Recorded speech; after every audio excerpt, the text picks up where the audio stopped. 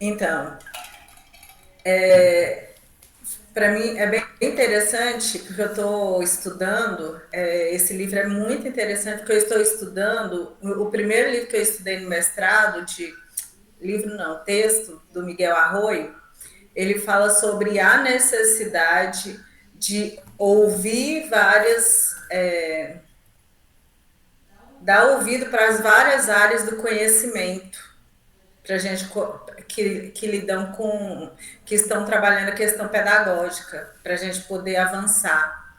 Porque geralmente fica história falando com os historiadores, a arte com a arte, a psicologia com a psicologia, e tudo trabalha com a educação. Aí quando coloca, nós já estudamos muito filósofos, pedagogos, aí quando coloca uma psicóloga para falar, isso é muito importante, porque ela também tem um ponto, né, ela tem uma abrangência de visão sobre alguns assuntos que nós não temos. E isso vem de encontro com a necessidade que a gente tem de dialogar com o maior número de pessoas que estão discutindo a educação para a gente poder avançar. Já no comecinho do livro dela tem uma coisa que me chamou muita atenção e que está me marcando aqui, que é já o segundo parágrafo, quando ela fala. O primeiro e o segundo são maravilhosos, né? Porque a primeira frase ela já fala: as ideias atualmente em vigor no Brasil a respeito das dificuldades de aprendizagem escolar, dificuldades que todos sabemos se manifestam predominantemente entre crianças provenientes dos segmentos mais empobrecidos da população, têm uma história. Então, a gente não pode simplesmente olhar para os nossos alunos com dificuldades e falar, nossa, mas esses meninos de hoje, não, eles têm uma história. Isso é fundamental a gente entender. Não, tanto eles como nós, como é tudo um processo, né? E esse processo psicológico que ela levanta que é dentro de um olhar psicológico, mas baseado no materialismo histórico, é muito importante. Aí no segundo parágrafo ela já fala: quando falamos em visão de mundo, trazemos à tona a questão da natureza das ideias.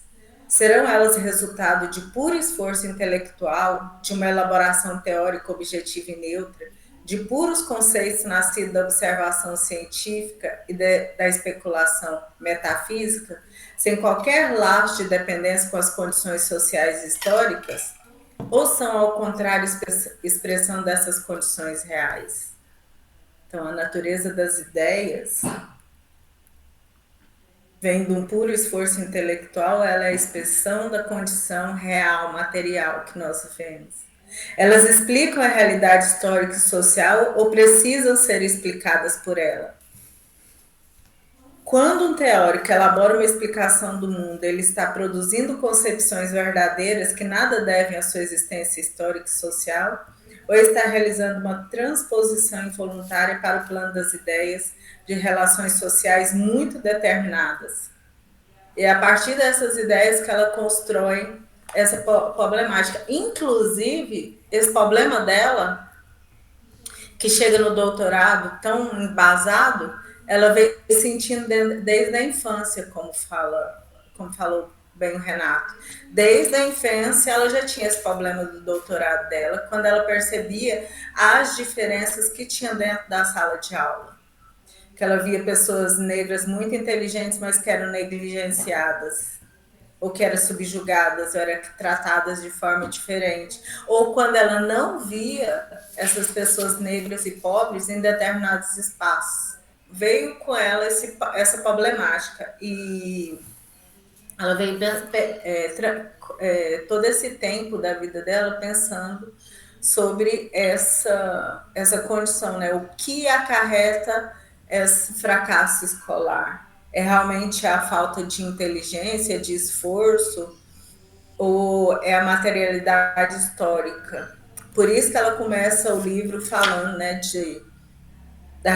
do feudalismo, da transição do feudalismo para para o capitalismo, né? Como a burguesia, naquele momento, houve uma aliança entre a burguesia e o proletariado com o fim de melhorar a vida, né, deles, porque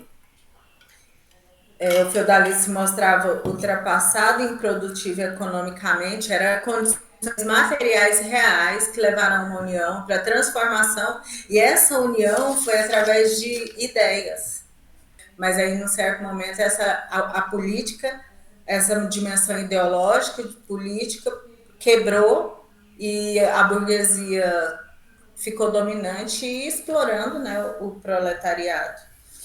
É nesse ponto que eu vejo a importância desse trabalho que nós estamos fazendo de autoeducação aqui, de autoformação, porque para a transformação, porque essa burguesia não era uma burguesia qualquer, eles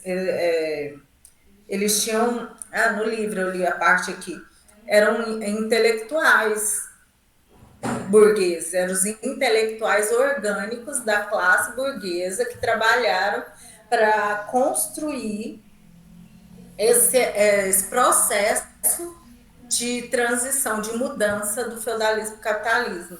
Então, o que eu entendo dessa parte é que nós, enquanto proletariado, né, e aí é uma questão muito de consciência de si, é uma questão muito psicológica, a pessoa se entender, porque muitos da classe média estão pensando que são elite, né? Muitos dos nossos pares pensam que é elite, pensando que porque tem um carro e viaja, tá na ilha. Não, nós somos proletariado, deixar bem claro nossos amigos, trabalhadores, professores, nós somos proletariados, assim como o trabalhador da Comurg, assim como o trabalhador do hospital, assim como nós somos a classe proletária. E nós precisamos que nós nos formemos, nos autoeduquemos, para a gente ser esses intelectuais orgânicos que vão trabalhar para a transformação da nossa situação. É esse estudo, esse grupo de estudo, essa forma de se autoeducar e se autoformar, para a gente ser capaz de construir essa transição. Porque esse capitalismo selvagem, do jeito que está, precarizado, totalmente precarizado, chegando nessa parte de MEI, MEI que chama, né? Que as pessoas não têm mais contrato de trabalho, elas não têm mais condições de trabalho seguro, eles podem ser contratados, mandados embora a todo momento sem nenhum direito, e também a uberização, todo esse processo, nós chegamos num ponto que, naquele ponto onde se mostra o capitalismo para nós, ele é totalmente economicamente inviável para nós trabalhadores da forma como está caminhando. Então, nós precisamos desse estudo, dessa alta formação para a gente construir outras possibilidades de vida que não seja essa de morte que nós estamos construindo, vivendo agora com o capitalismo.